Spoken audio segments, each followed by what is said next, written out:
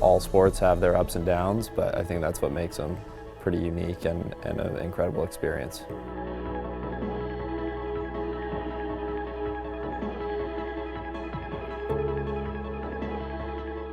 So ski jumping competitions, generally your jump is going to last about 5 seconds. So you want to make sure that you are at your very, very best for that 5 seconds.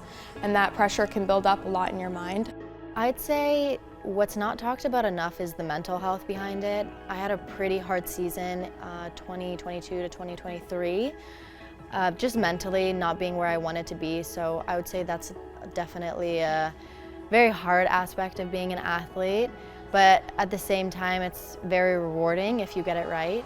The physical stuff is somewhat easy because it can be somewhat obvious if there are deficits one way or the other. It's something that you can focus on and be prepared for. On the mental side of things, that takes a bit more work. During the off season, it's a great time for athletes to take a break, take a mental and a physical break, and so that will help them then recharge and rejuvenate, and then start to think about all of the imbalances or anything that happened during competition that they want to address before the competition season starts again. As an athlete, it's your job to come out and perform, so mentally it is hard trying to keep track on nutrition and eating and training, and you can't just take the time back to not focus on those things. So I would say that's like one of the hardest things of being an athlete. I think mental health and mental preparedness is key. It's one of the most important overlooked portions of sports. It's getting more and more attention in the last few years when people come out and talk about what their mental health is doing. But being generally happy is just as important as being tough and being able to grind. Because if you're not happy, then you're not going to perform, and then you're going to burn out, and it's going to be a short career. You know, motivation is coming and going when you're a professional athlete, but the dedication that you learn in the sport to show up every day, regardless of whether you feel like you want to be there, is also another positive.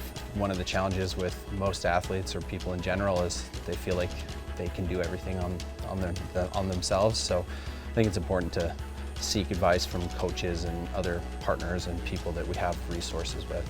USA Nordic is a fantastic organization. I've loved getting to know the athletes over time and really working with them. They're so eager to learn. I think it's probably actually more important to be mentally prepared than physically. I mean, obviously ski jumping and Nordic combined are very physically demanding sports, but in a lot of ways they're almost more mentally taxing and harder to manage the mental side of things than the physical side of things in a lot of ways. At competitions, I do generally feel pretty anxious, and if I'm anxious, I'm not going to jump as well. So mental performance factors, such as being able to feel confident in what I'm doing and being able to calm myself down, are definitely really important when I'm competing.